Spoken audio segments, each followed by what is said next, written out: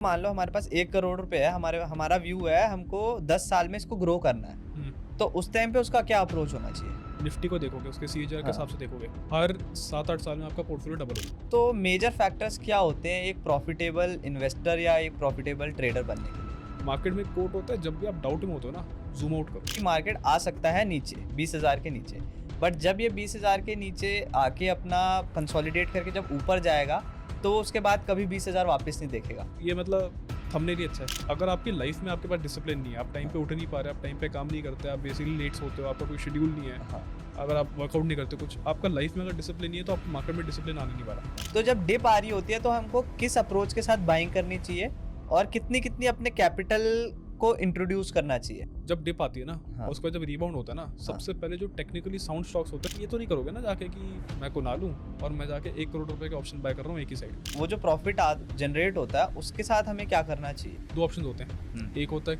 आजकल stocks 100% return बहुत easily दे देते हैं, कैसे हम उनको ट्रैक कर सकते हैं या हम एनालाइज कर सकते हैं? देखो, दो चीज़ें होती हैं, एक होता और अगर हमें प्रॉफिटेबल होना है तो हमको क्या अप्रोच रखनी चाहिए? और ये मैं बहुत ही ज़्यादा एवरेज लोगों के लिए बोल रहा हूँ जो कि 15, 20, 25 हज़ार लेके आ जाते हैं। रियलिटी बताऊँ तो बेस्ट है कि वो उसके साथ तो ट्रेड मत ही करो। How are you? तो कैसे हो ध्रुव भाई? मैं बस बढ़िया, आप बताओ।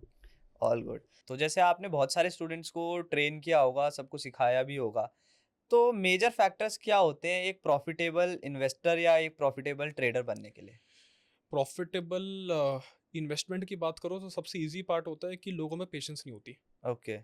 पेशेंस नहीं होती क्योंकि उनको ज़रा सी मार्केट करेक्ट होती है और बेसिकली डर के निकल जाते हैं। बेसिकली आपका वीक हैंड्स होता है ना, मार्केट गिरती हाँ। भी इसीलिए, और कई बार न्यूज़ भी ऐसी प्लांट होती है मार्केट में कि हम्म। जिससे वीक हैंड सारे के सारे मार्केट से निकल जाएं। हम्म। जब वीक हैंड्स निकलते हैं वहाँ पे आपके इंस्टीट्यूशन बाय करते हैं, वहाँ से फिर मार्केट आपकी चढ़ती है। हम्म। तो कई बार न्यूज़ भी ऐसी आती है कि वीक हैंड्स को निकालना होता है मार्केट से।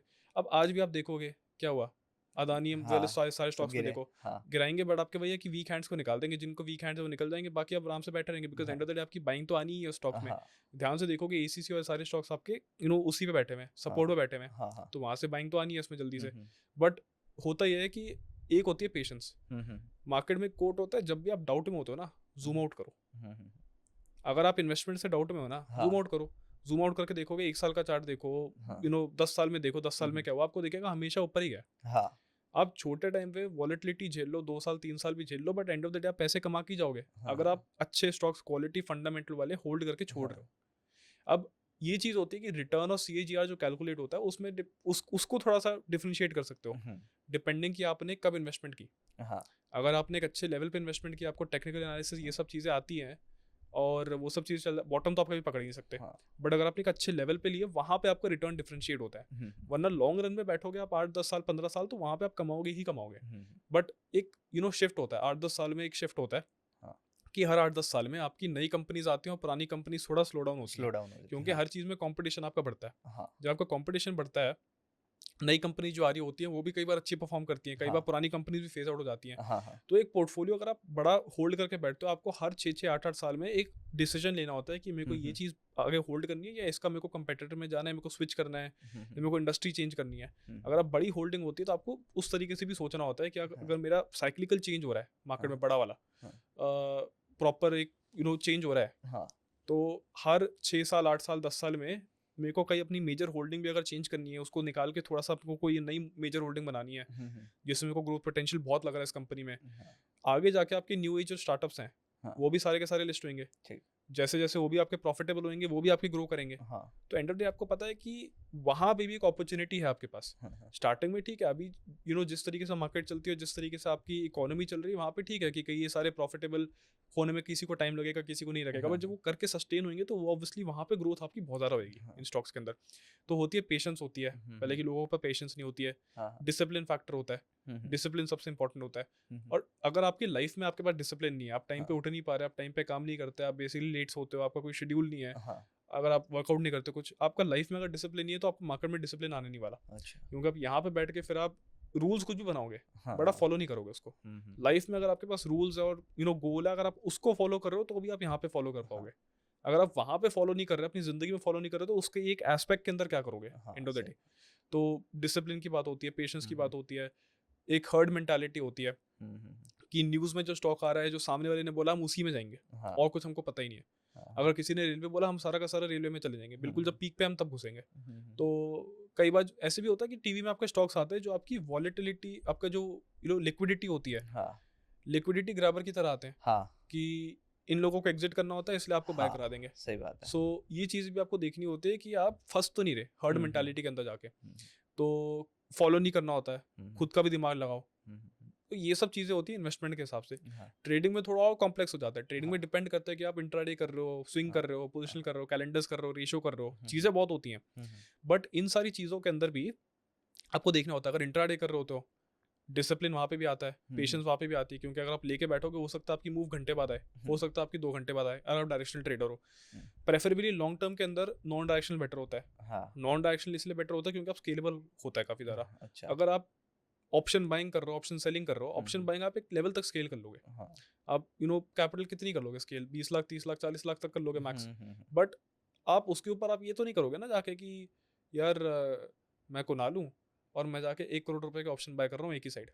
उतनी उतनी बड़ी रिस्क तो कोई नहीं लेगा। नहीं, लेने को कोई ले भी सकता है हाँ, एक बार के लिए, हाँ, बट इतना तो कोई नहीं करेगा ना कि मैं हाँ, 4 करोड़ 5 करोड़ 6 करोड़ के ऑप्शन बाय कर दूंगा एक एक साइड में। मेरे को 10-10% 20-20%, मेरे को दिन का 50 लाख 60 लाख 1-1 करोड़ तो नहीं बनाना हाँ, हाँ, ऑप्शंस के अंदर, हाँ, बिकॉज वहाँ पे मेरी रिस्क ऐसी है। हाँ, तो वो चीज़ तो नहीं करनी बैठ के। हाँ, तो वहाँ पे स्केलेबल जो चीज़ होती है, स्केलेबल आपका ऑप्शन सेलिंग ही होता है। तो अगर आप छोटी कैपिटल में भी अगर ऑप्शन सेलिंग टाइप का सेटअप को कर रहे हो तो वो चीज़ आप स्केल कर सकते हो कि आपको कल को 10 करोड़ 20 करोड़ 40 करोड़ को कुछ कर रहे हो, कल को जाके आप AIF रजिस्टर कर रहे हो, वहाँ पे भी अगर आप ये सारी चीज़ें अपने सेटअप चलाना चाहते हो डाउन द लाइन, वहाँ पे भी आप कर सकते हो इन लीगल वे।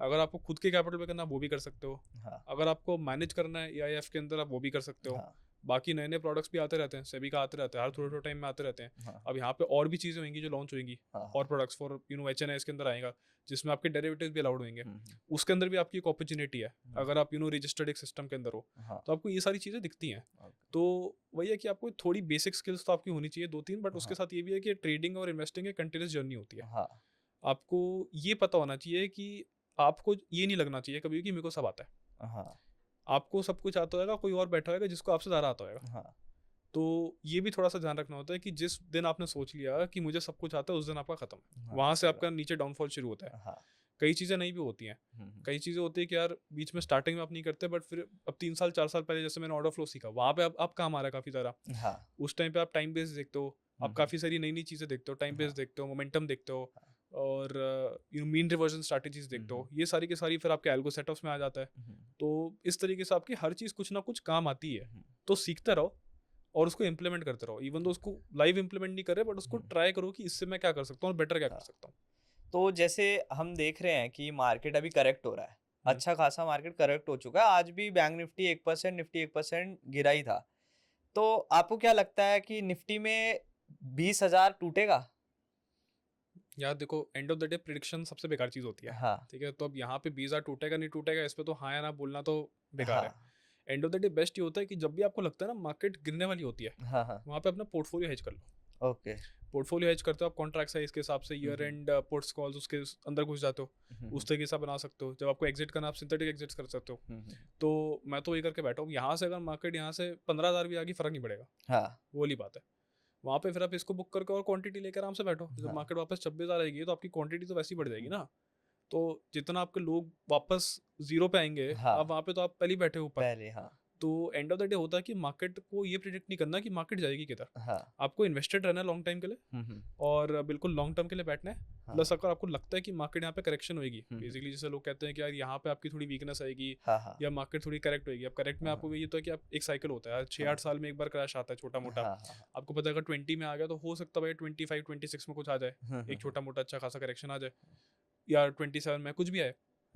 तो आप हेज रखो पोर्टफोलियो, तो फर्क क्या पड़ता है। कल को अगर आपने 3 दिन नहीं देखा, उसी टाइम पे आपका 10% मार्केट करेक्ट होगी तो क्या करोगे। हाँ, बेसिकली सही आप ईयर राउंड भी अगर हेज रख सकते हो तब भी अच्छा है। हाँ, हाँ, बट अगर आपको ये पता है कि अगर यहाँ से आप एक्सपेक्ट कर रहे हो हाँ, कि यहाँ से थोड़ा सा रिवर्सल आएगा, वीकली के चार्ट पे देख रहे हो, कुछ कर रहे हो, तो वहाँ पे हेज कर दो, हाँ, क्या फर्क पड़ता है। सही, तो नहीं हुआ तो ठीक है, साल का 2-3% हार जाओगे, बट अगर आपने अच्छे वैल्यू पे उठाया हुआ है 2-3% तो आपका डिविडेंड उससे ज़्यादा दे देगा।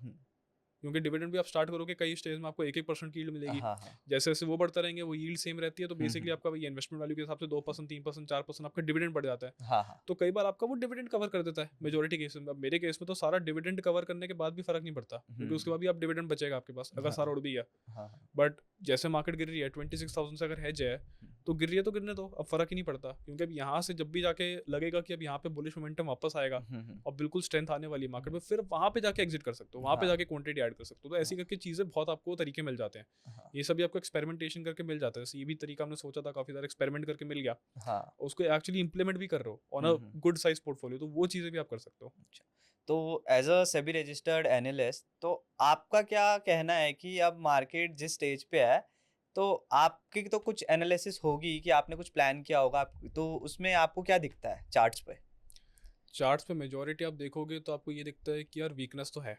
हाँ अगर आप शॉर्ट टर्म लॉन्ग टर्म इस समय डिवाइड करोगे, हम्म अगर आप फॉर एग्जांपल ऐसे डिवाइड करोगे कि यार 5 साल का क्या व्यू है, 5 साल में तो आपका बुलिश व्यू है, हम्म ठीक है, 5 साल के हिसाब से कोई देख रहा है तो आप डिप्स पे बाई करते रहो। हम्म बट वो भी है कि इतनी जल्दी जल्दी डिप मत करो कि भैया एक दिन हो गई डिप फिर एक और दिन डिप हुई तो जल्दी जल्दी बाय कर दिया। हाँ डिप्स भी आपको फेज आउट करनी पड़ती है कि आप हाँ एक साल के अंदर 2-2 3-3 महीने में धीरे धीरे ऐड करते हो, हम्म वो चीज़ फेज आउट करते हो।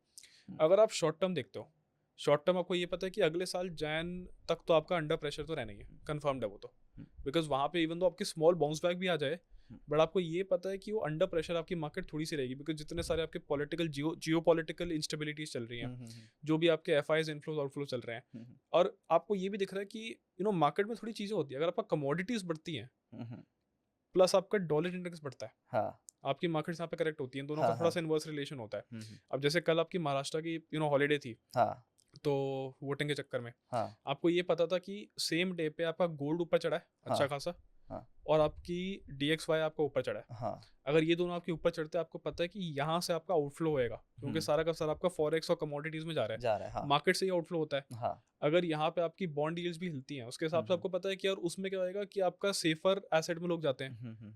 अब बड़ी बड़ी कंपनीज भी हैं आपकी, ब्लैक रॉक, वो भी अपना सारा का सारा अपना काफी सारा फंड डाइवर्ट करके अगर इक्विटी से निकाल के बॉन्ड्स में जा रहे हैं, आपको ये पता है कि इक्विटीज में करेक्शन तो आनी है। हाँ अब ये भी लोग कहते हैं कि एफआईएस का क्या है, जा रहे हैं आ रहे हैं जो भी है वो मजाक होता रहता है, बट एंड ऑफ द आपको ये भी पता होना चाहिए कि यार अगर एफआईएस का आउटफ्लो हो रहा है, ये करेक्शन आपकी और तब होगी अगर लोगों को थोड़े लॉन्ग पीरियड में आपको रिटर्न्स नहीं मिलेंगे। हाँ अगर उनको रिटर्न्स नहीं मिलेंगे तो अपनी नई एसआईपीस करना बंद करके थोड़ा सा अपना विड्रॉ भी करना शुरू करेंगे। हाँ तो जब आपकी ये वाली सारी विड्रॉल के फेजेस आते हैं, वहां पे जाके फिर आपकी मार्केट थोड़ी सी करेक्शन में आती है अच्छी खासी। और तो अभी बेसिकली आपका वही होता है कि यार ये छोटी मोटी करेक्शन ही होती है, 8-10-12% तो करेक्शन ही होती है। हाँ और आप देखोगे कि आपका 2022 के अंदर भी 18,000 से 16 आपका 3 बार घूमा है, हाँ तो इतना तो ठीक है। 26 से 22, 26 से 22 भी अगर कर ले, अभी तो 23 समथिंग जो भी है, हाँ 23 200 300 है, हाँ बट अगर यहाँ से भी 1000 पॉइंट भी और गिर जाए और उसके अंदर भी एक रेंज बना के आपका फिर से एक वेज टाइप का पैटर्न बना दे, साल 1.5 साल कंसोलिडेट भी कर दे, तब भी ठीक है। हाँ मतलब वो है कि लोगों को रिटर्न नहीं आएगा, उसके अंदर आपको इंडिविजुअल स्टॉक्स के अंदर रिटर्न निकालने पड़ेंगे, या आपको एल्गो सिस्टम्स या बेसिकली आप इंट्राडे ऑप्शन सेलिंग, कई बार आपको ऑप्शन सेलिंग ज़्यादा मिलती है रेंज के अंदर, कई बार आपको उसके अंदर मोमेंटम मिलता है जब रेंज बन रही होती है, तो आपको वो थोड़ा डिफरेंशिएट करना पड़ता है कि किस दिन क्या होने वाला है, वो थोड़ा सा आपका टफ पार्ट होता है।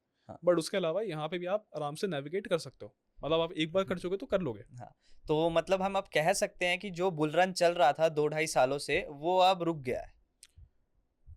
रुकने का तो नहीं कह सकते, बट ये कह सकते हो कि टेम्पररी पॉज तो है, हाँ क्योंकि जितनी भी अच्छी चीज़ होती है एक टेम्पररी पॉज तो लगता ही है उसमें हाँ कंटिन्यू होने से पहले, वो अच्छा भी है।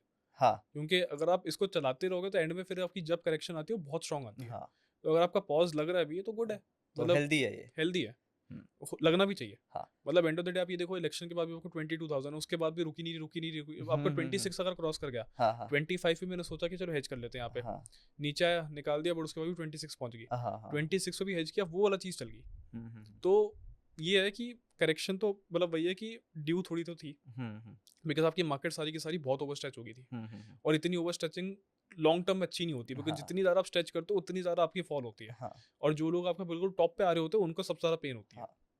तो जैसे मेरे को अभी सुनने में आया था, वैसे मैं नाम तो नहीं लूंगा, एक एनालिस्ट थे ऐसे, वो कह रहे थे कि मार्केट आ सकता है नीचे 20,000 के नीचे, बट जब ये 20,000 के नीचे आके अपना कंसोलिडेट करके जब ऊपर जाएगा तो उसके बाद कभी 20,000 वापस नहीं देखेगा। तो इस पे आपका क्या कहना है? काफ़ी हाई चांसेस होते हैं ऐसे होने के, हाँ बट ये भी याद रखो कि यार कई बार ऐसे सडन शॉक्स आते हैं ऐसे तो कोई बंदा उस टाइम भी बोल सकता था कि यार मार्केट आपकी कभी 8,000 फिर से नहीं आएगी जब 12,000 पहुंच गई। तो तब भी एक दिन के लिए आ गई ना पैंडेमिक के टाइम पे। तो ऐसा नहीं है कि मतलब 20 नहीं आएगी, यहाँ से 30 पहुंच गई फिर भी एक आपकी क्रैश होती है फॉर एग्जांपल, आपका वो भी 30 से भी आपका 1/3 ही तो है। अगर आप सारे के सारे क्रैशेस देखोगे वो 1/3 तो हुई है, 30% तो मिनिमम गई है हमेशा। तो और ये साइकिल है, 2008 देखो, 2020 देखो, उसके बीच में आप देखो वो भी करेक्शन आई थी। तो सारे के सारे 30% तो है ही। तो अगर ये चीज कभी आती है 30,000 पे भी जाके, तब भी 20,000 तो छू ही देगा ना। तो ये प्रिडिक्ट करने से पॉइंट नहीं है, बट ये मतलब थंबनेल ही अच्छा है, क्लिकबेट से अच्छे होते हैं सच बताऊं तो ये करने से ज्यादा पॉइंट नहीं होता। एंड ऑफ द डे आप मतलब इन्वेस्टेड ही रहो, और कभी जब लगे कुछ हो रहा है तो हेज कर लो। हेजिंग इसीलिए तो बनी है। तो जैसे आपने बोला कि मार्केट में डिप आती है तो बाइंग करनी चाहिए, तो मैं आपसे डिटेल में पूछना चाहूंगा ताकि ये मेरे को और हमारी जो ऑडियंस देख रही है उनको भी हेल्प करे कि मान लो हमारे पास 1 लाख रुपए है, एक हम लेके चलते हैं कि 1 लाख रुपए है, तो जब डिप आ रही होती है तो हमको किस अप्रोच के साथ बाइंग करनी चाहिए और कितनी कितनी अपने कैपिटल को इंट्रोड्यूस करना चाहिए? देखो कॉन्ट्रैक्ट साइज के हिसाब से तो 1 लाख की कैपिटल को आप कभी हेज नहीं कर पाओगे। 1 लाख का अगर कोई शेयर्स बाय करोगे आप उसको कभी हेज नहीं कर पाओगे, क्योंकि कॉन्ट्रैक्ट साइज भी आपका ऑप्शंस के हिसाब से ज़्यादा होता है। Number 1 point. नंबर 2 पॉइंट है कि 1 लाख देखो कितनी भी कैपिटल है आपके पास 2 ऑप्शन होते हैं। अब नहीं, मैं आपसे पूछ रहा हूँ कि 1 लाख हमने ऐसे दे दिया एज्यूम करने के लिए, किसी के पास कितने भी कैपिटल हो, बट हमको कैसे जब डिप आ रही होती है तो हमको क्या अप्रोच रखना चाहिए? अप्रोच सबसे बेस्ट होती है कि देखो जब डिप आती है ना, उसके बाद जब रिबाउंड होता है ना, सबसे पहले जो टेक्निकली साउंड स्टॉक्स होते हैं ना वही रिबाउंड मारते हैं। कई बार आप देखोगे ऐसी भी डिप्स होती है जिसके अंदर सारे के सारे स्टॉक्स गिरते हैं, बट सबसे पहले आपके साउंड स्टॉक्स ही राइज करते हैं, वो फिर आपके सबसे पहले लाइफ टाइम मारते हैं। यूजुअली आपके निफ्टी 50 प्लस आपके जो मिड कैप के स्टॉक्स होते हैं, बेसिकली आप निफ्टी के टॉप 300 स्टॉक्स भी ले लोगे ना, अगर मतलब इंडिया के टॉप 300 स्टॉक्स भी ले लोगे, सबसे अच्छे यही चलते हैं हमेशा। तो प्रेफरेबली इसके अंदर देखोगे। Number 1 point. अगर आपके पास टेक्निकल एनालिसिस करने का टाइम है तो फिर आप ठीक है 400-1200 तक 500 तक भी देख सकते हो। 400-500 टॉप स्टॉक्स है, उसके अंदर किस में क्या मिल रहा है मेरे को, वहां पे आप जा सकते हो। अगर इतना टाइम नहीं है और अगर आपको लॉन्ग टर्म होल्डिंग उठानी है, आपको फर्क नहीं पड़ता कि कोई 100 रुपये ऊपर नीचे मिल जाए, उस केस में क्या कर सकते हो, 10 स्टॉक्स पकड़ो, 20 स्टॉक्स पकड़ो। कई स्टॉक्स में अगर बड़ी होल्डिंग बनानी है 10 स्टॉक्स पकड़ो, 12 स्टॉक्स पकड़ो। बिल्कुल जो आप बोलते हो क्या लॉन्ग टर्म मेरा 8-10 साल मेरे को यही स्टॉक्स चाहिए अपने पोर्टफोलियो में, बिल्कुल अच्छी क्वांटिटी में, बिकॉज अच्छी क्वांटिटी रखोगे उसमें ग्रोथ होती है, कभी उसमें डीमर्जर हो कुछ हो वहाँ वैल्यू अनलॉकिंग होती है, डिविडेंड्स आते हैं वहाँ से ग्रोथ और होती है, उसको रीइन्वेस्ट करते रहो। तो जब आप चर्न करते हो ना वहीं से आपकी ग्रोथ होती है। नंबर 1 तो आप ये 8-10 स्टॉक्स पकड़ो कि जब भी मार्केट आपकी करेक्ट होती है, करेक्शन में लगाओ कि 5% एटलीस्ट अगर करेक्ट होते हैं, हर 5% में कुछ लगा दूंगा मैं, उसके बाद ऊपर चला गया कोई दिक्कत नहीं है, तो या तो ये कर लो या इसको मैनुअल SIP कर लो, कि हर महीने के फर्स्ट हफ्ते में अगर मार्केट करेक्ट होती है लगा दूंगा, नहीं तो मैं फर्स्ट हफ्ते के एंड में लगा दूंगा। मैनुअली ये भी कर सकते हो अगर आपको रोज नहीं देखनी मार्केट, नहीं तो मैनुअली आप प्राइस ट्रैकिंग अलर्ट भी लगा सकते हो। आपके पास काफी सारे स्क्रीनर्स हैं, आपके पास ट्रेडिंग व्यू पे चार्ट्स होते हैं, आप मैनुअली भी अलर्ट्स लगा सकते हो सारे के सारे। आपको वहां पे मैनुअली लगाना वो भी कर सकते हो कि यार इस लेवल तक छुए तो मैं यहाँ पे ले लूंगा, फिर और छुए मैं वहां पे और खरीदते रहूंगा, एड ऑन डिप्स करते रहूंगा, तो आप वो भी कर सकते हो। नहीं तो छोटी कैपिटल होती है 1-2-3 लाख वाली, वहां पे तो बेस्ट होता है कि आप म्यूचुअल फंड से ही ग्रो कर दो, बिकॉज वहां पे आप पोर्टफोलियो एलोकेशन करनी वहां पे थोड़ी टफ होती है। उससे बेटर होता है कि आप म्यूचुअल फंड की यूनिट ले लो, वहां पे अगर पूरा ग्रो हो रहा है तो आपका पूरा ही ग्रो हो रहा है, आपको फर्क क्या पड़ता है, आपका end of the day units ही मिल रहा है ना वापस। वो पूरा अगर 20% की ग्रोथ हो रही है, आपकी भी 20% की ग्रोथ हो रही है, लेकिन आपको ये दिमाग नहीं लगाना कि मेरे पास अब यहाँ पे करूंगा, मेरे पास पैसे नहीं है स्टॉक्स के लिए, तो वो वाली चीज होती है। तो उसके लिए म्यूचुअल फंड भी अच्छा होता है। जैसे ही आप 6-7-8 लाख वहां तक आते हो तब आप बोल सकते हो कि ठीक है मैं खुद थोड़ा पोर्टफोलियो बनाना शुरू करूंगा मैनुअल स्टॉक से, वहां पे फिर बेटर होता है। तो मतलब रेकमेंडेड अप्रोच यही होती है। इवन दो लोग कहते हैं कि यार ठीक है लाख रुपए भी लगा दो स्टॉक्स के अंदर, बेस्ट होता है कि यार यहाँ पे इसको म्यूचुअल फंड को काम करने दो, क्योंकि वहां पे फिर भी वो लोग थोड़ा सा अपना हेज करेंगे, थोड़ा और कम डाल सकते हैं, कुछ चीजें कर सकते हैं। आप वहाँ पे थोड़ा सा डेट भी डाल सकते हो, अपना हाइब्रिड फंड भी डाल सकते हो थोड़ा पार्ट, कि आप 8-10% डाल रहे हो, गोल्ड फंड डाल रहे हो, हाइब्रिड फंड डाल रहे हो, कुछ आर्बिट्राज कर रहे हो, उससे भी आप थोड़ा सा अपना रिस्क रिड्यूस कर सकते हो कि यार ये चीज़ तो मुझे दे ही रही है, डेट फंड डाल दो कि मेरा साल का 8-10% तो फिक्स है ही है, आ ही रहा है इतने अमाउंट पे, और मेरे पास बाकी अमाउंट है, बाकी अमाउंट पे अगर थोड़ा बहुत इतना लॉस भी हो गया तो मेरा 4-5% तो यहाँ से कवर हो जाएगा। तो उस टाइप से भी चीज़ कर सकते हो कि 30% 20% यहाँ पे, तो स्टार्टिंग में ऐसे कर सकते हो, बाद में जाके फिर डाइवर्सिफाई मार सकते हो कि आप सारा का सारा इक्विटी करना है, लॉन्ग टर्म ग्रोथ है, या आप उसके साथ फिर आप वहाँ पे और चीज़ों में एंटर कर सकते हो, रियल एस्टेट में चले जाओ, इक्विटीज़ में चले जाओ, रेट्स में चले जाओ, बहुत चीज़ें आ जाती है। उसके बाद गोल्ड में आ जाओ, फिजिकल गोल्ड कर लो, बहुत सारी चीज़ आपके पास ऑप्शन हो जाते हैं। तो बेसिकली जब कॉर्पस बन जाता है ना, कॉर्पस के बाद आपके पास डाइवर्सिफिकेशन के ऑप्शन आते हैं, बट वो स्टार्टिंग का कॉर्पस करना थोड़ा टफ और थोड़ा स्लो होता है। तो मान लो अब हमने छोटे कैपिटल के लिए बात कर ली कि 1 लाख रुपए अज़्यूम करके कर लिया। अब हमको मान लो हमारे पास 1 करोड़ रुपए है, हमारा व्यू है हमको 10 साल में इसको ग्रो करना है। हुँ। तो उस टाइम पे उसका क्या अप्रोच होना चाहिए? देखो यूजुअली होता है कि अगर आप निफ्टी को देखोगे, उसके सीएजीआर के हाँ, हिसाब से देखोगे, हर 7-8 साल में आपका पोर्टफोलियो डबल होता है। हाँ। तो अगर आप ऑन डिप्स निफ्टी की ईटीएफ भी लेके बैठ जाओगे, तो ईटी आपकी ये चीज़ आराम से 7-8 साल में डबल तो है, हाँ, बिना कुछ करे। हाँ, बट आप ये भी देखो, उस डबल के अंदर आपकी ऑब्वियसली उस पैसे की वैल्यू भी कम हो रही है। हाँ, कम हो रही है। तो यहाँ पे आप क्या कर रहे हो, आप उसको डबल भी कर रहे हो, हुँ। बट आपकी परचेजिंग पावर उससे कम होती है। हुँ, आप उसको निकाल भी लोगे, अब निकालोगे तो उसमें 1 करोड़ का प्रॉफिट भी करते हो, उस पे पहले टैक्स भी दोगे आप, टैक्स भी जाएगा। ठीक है? लॉन्ग टर्म कैपिटल गेन जाएगा आपको हाँ, 10% के आसपास, हाँ, हाँ। तो बचेगा 90, बट उसके ऊपर आपकी परचेजिंग पावर तो थोड़ी बहुत कम ही होगी। हुँ, तो यहाँ पे तरीका ये होता है कि अगर आपको इसको करना है, इसको स्टार्टिंग में थोड़ा सा डाइवर्सिफाई करना शुरू करो। आपको हाँ, बेसिकली हर बंदे का अलग होता है, गोल्स के हाँ, हिसाब से होता है। हाँ। गोल्स के हिसाब से ये देखोगे कि किसी को होगा कि यार मेरे को बाद में जाके घर भी लेना है, हुँ। किसी का होएगा मेरे को कुछ करना है, ये सब हुँ, जो भी कर सकते हो। हुँ। किसी का हो सकता है कि मेरे फाइनेंशियल गोल्स है, मुझे बाद में जाके इतना फंड इसके लिए चाहिए, इतना फंड किसी की शादी के लिए चाहिए, इतना फंड मेरे को गोल्ड के लिए चाहिए, कुछ चाहिए, तो वो अलग होता है। बट रेकमेंडेड ये होता है कि अपने पोर्टफोलियो को हेज करने के लिए, एक बफर देने के लिए 8-10% तो गोल्ड में डाल ही दो। अब गोल्ड यूजुअली इंडिया में अगर देखोगे तो मेजोरिटी पार्ट आपका फिजिकल गोल्ड के अंदर आता है। हाँ। जो आपको ज्वेलरी और बार्स होती है वो सारी की सारी वहीं पे होता है मेजोरिटी। छोटा सा पार्ट होता है जो आपका एसजीबी और उन सब चीज़ों में आया है। बाकी आपका डेट फंड और ये सब तरीके भी होते हैं, बिकॉज आपका एचडीएफसी की गोल्ड फंड, तो ये सारे बाकी तरीके भी होते हैं गोल्ड में इन्वेस्ट करने के लिए। 3-4 तरीके बहुत अच्छे हैं। तो थोड़ा बहुत आपको गोल्ड होल्ड करना चाहिए, कुछ भी करो आपको यहाँ पे होना चाहिए, चाहे आप बाहर कर लो फिजिकल, या चाहे आप कोई ज्वेलरी कर लो, कुछ कर लो, बट गोल्ड में आपका थोड़ा बहुत तो होना चाहिए। 8-10 लाख तो मैं गोल्ड में डाल दूंगा गोइंग फॉरवर्ड, ठीक है? उसके बाद मैं बाकी देखूंगा कि अगर मेरे पास 90 बचा, 90 को मेरे को कैसे एलोकेट करना है। और यहाँ पे कभी भी आप 90 डाल रहे हो तो मार्केट में आपको हमेशा एक साथ तो डालना नहीं होता, आप हमेशा इसको ट्रांचेस में डालोगे। इसको रेकमेंडेड है कि 3 ट्रांचेस में डाल दो, कि 3 या 4 में डालोगे।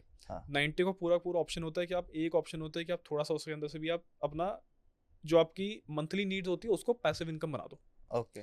इसका मतलब है कि आप सोचो, अगर मैंने इसमें से 10 लाख पकड़ के एक फंड में डाल दिया जो मुझे साल का कंसिस्टेंट 8 से 10% दे रहा है, डेट फॉर एग्जांपल, तो मेरे को यहाँ पे 1 लाख रुपए मिल रहा है। अब वो 1 लाख रुपए है, उसको मैं डिवाइड भी करूंगा, या फॉर एग्जांपल इसको थोड़ा सा और एलोकेट करके मैं 20 लाख भी कर देता हूँ। अगर मेरे पास फिर भी 70 बचेगा इन्वेस्ट करने के लिए, मैं 20 लाख रुपए भी करता हूँ एट लेट्स से 8 और 10%, ठीक है? फंड्स मिल जाते हैं आपको, गोल्ड फंड मिल जाएगा आपको, आर्बिट्राज फंड मिल जाएगा आपको, हाइब्रिड फंड मिल जाएगा, डेट फंड मिल जाएगा। इन सब के अंदर आपके फिक्स थोड़े से आ जाते हैं। गोल्ड में उतना नहीं, बट ऑब्वियसली आपका हाइब्रिड, आर्बिट्राज, इन सब फंड में थोड़ा सा आपका फिक्स की तरफ आपका मूव हो जाता है आर्बिट्राज में फॉर एग्जाम्पल। तो इन फंड्स में अगर आप डालते हो, किसी में आपको 5-6% मिलता है, एफडी डालोगे, बट यहाँ पे आप थोड़ा सा डेट में चले जाते हो, आपको फिक्स वहाँ पे अगर आपका आ जाता है 8-10% के आसपास, ये टारगेट करते हो, 10% भी अगर आप फिक्स कर लेते हो साल का, यहाँ पे आपका 20 पे आपको 2 लाख रुपए आ जाता है। डिवाइड बाय 12 करोगे, आप कितना आता है? अपना लेके चलो 15,000 के 15,000। आसपास। हाँ, तो आपका बेसिकली 15,000 महीना एक्स्ट्रा आ जाता है। हाँ, अगर आप ग्रोसरीज प्लस फ्यूल और ये सब चीजें खुद पे हो रही हैं, हाँ। तो ठीक है, 20 लाख को पे करने दो, कि आपको ओके। वो हेडेक चली गई आपकी। हाँ, तो कि अब आपको बचे हमारे 70। अब 70 बचा, 70 इक्विटी में डालेंगे। हाँ। अब एंड ऑफ द डे आप 70 को इक्विटी में खुद डालना चाहते हो, या आप उसको म्यूचुअल फंड करना चाहते हो, तो वो भी कर सकते हो। हाँ। अब 70 के अंदर से अगर आप सारा का सारा इक्विटी खुद ले रहे हो, हम्म। तो उसको अलग अलग 3 ट्रांचेस में डालोगे। हाँ। 3 ट्रांचेस के अंदर भी ऐसे करोगे कि एक बार मैंने 25 लाख लगाया, 25, एक बार हाँ, मैंने 25 लाख लगाया, हाँ, लास्ट टाइम मैंने फॉर एग्जांपल 20 लाख लगा दिए। हाँ। ये भी कर सकते हो। 3 ट्रांचेस में डिवाइड करने के बाद आप बोलोगे कि ये जो मैंने पैसे लगाए इसकी एलोकेशन भी क्या होगी, mid cap, large cap, small cap. Small cap तो कट है, हाँ। वो तो मैं दूर ही रहता हूँ। अच्छा। मैं किसी कंपनी में स्मॉल कैप में इन्वेस्ट नहीं करता। हाँ। वो मिड कैप जब हो जाएगी मैं तब फिर भी उसमें सोच लूंगा, अच्छा। क्योंकि स्मॉल से मिड जाने की भी ना थोड़ी सी रिस्की ग्रोथ होती है। हाँ। क्योंकि काफ़ी सारी कंपनीज कभी स्मॉल कैप से निकल ही नहीं पाती। तो मेरा प्रेफरेबली वही होता है कि large caps plus mid caps में मैं रहता हूँ, उससे मैं बाहर नहीं जाता। मैं जो भी रिकमेंडेशन भी करता हूँ या जो भी मैं खुद भी करता हूँ ट्रेड, उसके अंदर मैं या इन्वेस्ट भी करता हूँ, उसको मैं सिर्फ लार्ज कैप्स और मिड कैप्स के अंदर ही रहता हूँ, with the majority portion always invested in large caps. Because मेरे को पता है कि यार ये बड़ी कंपनीज होती है, ये इनको अगर कोई प्रॉब्लम हुई तो फिर आपकी बहुत सारी एक रिपल इफेक्ट आता है। तो ये चीज़ तो मतलब कई ऐसी कंपनीज होती है जो टू बिग टू फेल हो जाती है। वहाँ पे आपको पता है कि आपका फिर भी एक कंसिस्टेंट ग्रोथ थोड़ी बहुत चल रही होती है। तो अगर आप इनमें थोड़ा रहोगे मेजोरिटी पार्ट, फॉर एग्जांपल जो आपके पास 70 लाख बचा, उसमें से भी अगर आप अपना 50% के ऊपर अगर आप लार्ज कैप्स में डालोगे, वो नंबर 1 पॉइंट होता है। तो इसका ये मतलब है 35 के ऊपर आसपास आपका लार्ज में होएगा। और उसके बाद आप थोड़ा सा मिड में डाल दोगे। मिड के अंदर डालोगे तो आप बेसिकली 60% अगर आप लार्ज में डालते हो, 30% के आसपास भी मिड में डालते हो, ठीक है? क्योंकि वहां पे फिर आपका मिड जब आपका ग्रो करेगा, मिड जब आपको ग्रो करेगा, कई बार ऐसे भी हो सकता है लार्ज को ओवरटेक कर दे, वो भी हो सकता है। तो 30 के आसपास अगर मैं डालूंगा, 20 से 25 लाख के आसपास मेरा मिड कैप में जाएगा, वो भी अलग अलग ट्रांचेस में, कि भैया पहली बार 6 लाख डाल दिया, दूसरी बार 6-7 लाख डाल दिया, फिर से 6-7 लाख डाल दिया, ऐसे करके डिवाइड करोगे। लार्ज कैप भी ऐसे डिवाइड होएगा इस तरीके से, जो जितना एलोकेशन उसके अंदर है। हाँ। और जो लास्ट थोड़ा बहुत बचा है मेरे पास 10% के आसपास, 10% मतलब क्या 5-6 लाख है, हाँ। उसको मैं खाली भी छोड़ सकता हूँ कि मेरे को अगर इमरजेंसी फंड रखना है, हाँ। या उससे मुझे कभी 1-2 लाख की रिस्क लेके कोई स्मॉल कैप्स में डालना है, या मेरे को उसको खाली भी छोड़ना बैंक में, वो मेरे को सेविंग्स बैंक इंटरेस्ट दे रहा है, मेरे को इमरजेंसी के लिए कुछ रखना होता है सेविंग्स बैंक में, उसको वहाँ भी छोड़ दूंगा। तो लॉजिकली मैं इस टाइप से फिर भी आपकी एलोकेशन कर दूंगा। अगर इसमें से कोई आपका ट्रेड भी करते हो तो कैपिटल रखने की जगह अपने स्टॉक्स प्लेज कर दो, प्लेज करके आप ऑप्शन सेल कर दो। बिल्कुल ध्यान से करना होता है ऑब्वियसली, मतलब क्योंकि आपके ऑब्वियसली नहीं हो तो कोलैटरल की तरह आपके स्टॉक्स ही चले जाते हैं। आप बेसिकली पीओ है तो आप साइन कर देते हो प्लेज करने के टाइम, तो ध्यान से करना होता है, वहाँ पे वो चीज़ होती है। तो आपको ये पता है कि अगर आपको उसके अंदर भी फिर आपको प्लेज करने के बाद भी अकाउंट में थोड़े पैसे रखने होते हैं, लाख रुपए रख दो, तो 20-30 से भी ट्रेड कर रहे हो तो ठीक है, कोई दिक्कत नहीं है। वहाँ से भी आप एक्स्ट्रा कर सकते हो, महीने का 2-3% भी जनरेट कर रहे हो तो वहाँ से भी आप बेसिकली महीने का 60-70 एडिशनल जनरेट कर लेते हो। पैसिव प्लस ये प्लस ग्रोथ देखोगे तो आपकी बहुत अच्छी ग्रोथ होती है। तो मैं करूँगा तो इस तरीके से ही करूँगा गोइंग फॉरवर्ड। तो जैसे फिर हम मान लेते हैं कि साल में हम 70 लाख रुपए जो इक्विटी में डालते हैं, हम कितना बना लेंगे साल में? 10-12% मैक्सिमम, मिनिमम लेके चले तो 10-12 डिपेंड करता है, क्योंकि एवरेज साल होता है ना। कई साल आपके ऐसे भी होंगे कि बिल्कुल फ्लैट जाएंगे, कई साल आपके ऐसे भी होंगे कि आपको ज़्यादा रिटर्न मिल जाएगा 40-50, कई साल आपके ऐसे भी होंगे। बट यहाँ पे एडवांटेज ये होता है कि जब आपका साल ऐसा होता है कि आपको बिल्कुल नेगेटिव और जीरो रिटर्न मिल रहा है ना, वो साल और उसके बाद वाले साल में अच्छी खासी होल्डिंग उठा लेनी चाहिए। अच्छा, बिकॉज उसके बाद यूजुअली रिटर्न थोड़े बहुत शुरू होने लग जाते हैं। किसी को आपको 15% मिले, 12% मिले, 20% मिले, ठीक है, बट आपको मिल तो रहा है ना उसके अगले वाले साल में। तो वो चीज़ होती है कि यहाँ पे आपको उठाने चाहिए, जब भी करेक्शन होती है आपको उठाने तो चाहिए। वहाँ पर फिर जैसे आप उठाते हो उसको वहाँ पे भी हेज करके बैठ जाओ।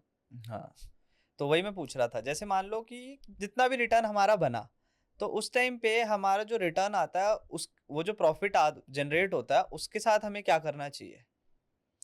2 ऑप्शंस होते हैं। एक होता है कि रीइन्वेस्टिंग, अगर आपको दिख रहा है कि ग्रोथ हो रही है, मुझे किसी कंपनी में बहुत अच्छी स्टेक चाहिए, तो या तो मैं अपनी, जिस तरीके से आपको सारे इन्फ्लुएंसर्स आके बोलते हैं ना कि अपनी लोन कैसे जल्दी चुकाएं, हर एक साल में आप स्टेप अप कर दो 10% से जो आप पे ऑफ कर रहे हो, या फिर आप इतना बड़ा कॉर्पस कैसे कीजिए रिटायरमेंट के टाइम पे।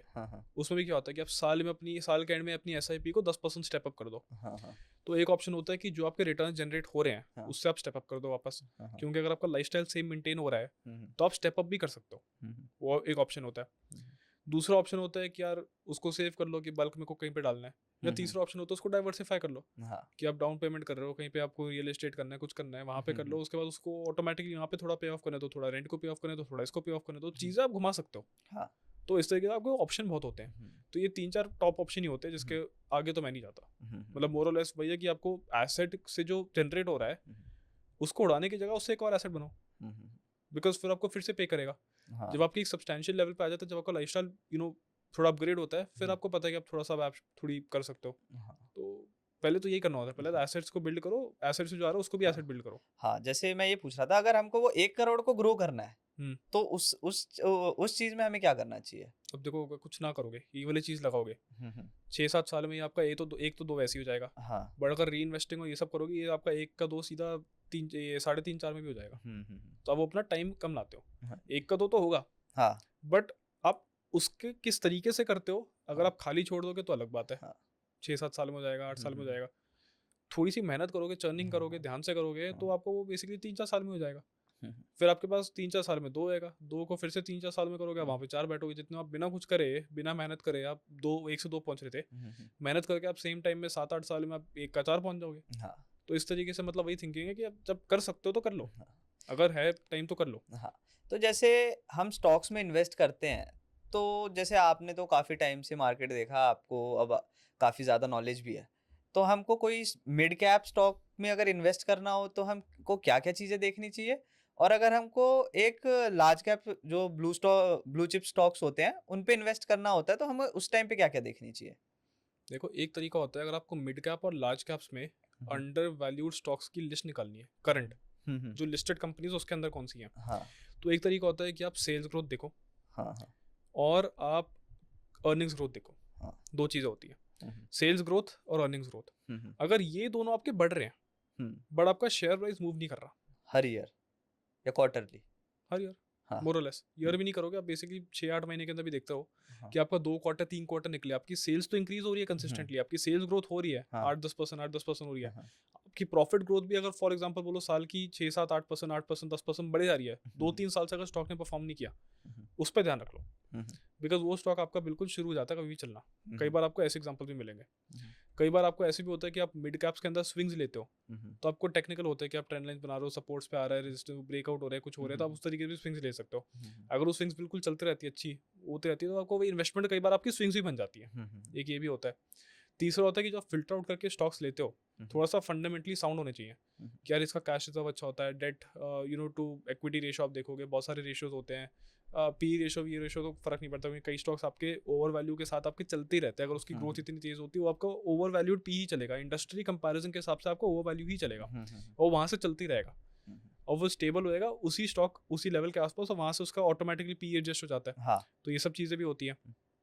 तो आपको ये नहीं होता कि आपको पी रेशो देखना होता, आपको उसके अलावा भी आपको ये सारे फैक्टर्स होते हैं कि आपकी सेल्स ग्रोथ हो रही है, अर्निंग्स ग्रोथ हो रही है, डेट कम है, अच्छा खासा है, आपकी हिस्ट्री है कि आपको कॉर्पोरेट एक्शंस मिल रहे हैं इन दी पास्ट, राइट्स इशू हो रहे हैं, बोनस इश्यूज हो रहे हैं, स्प्लिट्स हो रहे हैं, वहाँ से फिर ग्रोथ हो रही है, तो वो वाली चीज़ें भी एक प्लस पॉइंट होता है कंपनी के लिए। तो ये सब चीज़ें आपको देखनी होती है अलॉन्ग विद द टेक्निकल्स। इस तरीके से आप थोड़ा सा फिल्टर आउट ज़्यादा कर सकते हो बेटर तरीके से।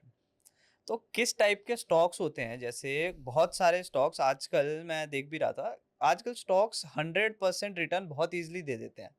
तो किस टाइप के स्टॉक्स होते हैं जो वो 100% रिटर्न्स दे देते हैं, और हमको कैसे हम उनको ट्रैक कर सकते हैं या हम एनालाइज़ कर सकते हैं? एक टाइप के ऐसे स्टॉक्स होते हैं जिसमें आपकी प्रोमोटर होल्डिंग बहुत हाई होती है, ओके।